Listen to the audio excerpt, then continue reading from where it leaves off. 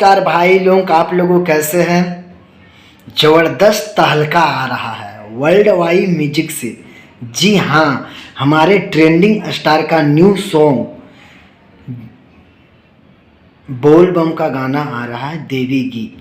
जी हाँ, जिस गाना का नाम है फूल पतरा। जी हाँ, आप लोगों को टीजर आ चुका है। जो लोग नहीं देखे हैं जाके देखिए उस टीजर को, और जो लोग देख लिए हैं तो प्लीज़ कमेंट बॉक्स में मेरे को ज़रूर बताइएगा आप लोगों को टीजर कैसा लगा। जी हाँ,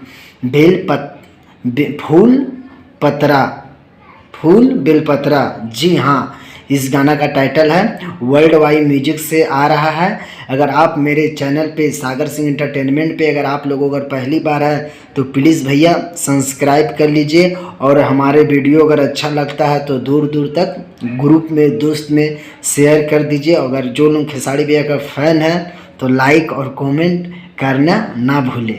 जी हाँ, और खेसारी भैया का कल सुबह आ रहा है, कल पवन भैया का भी सॉन्ग आ रहा, दोनों में कंपटीशन होगा कौन नंबर 1 है।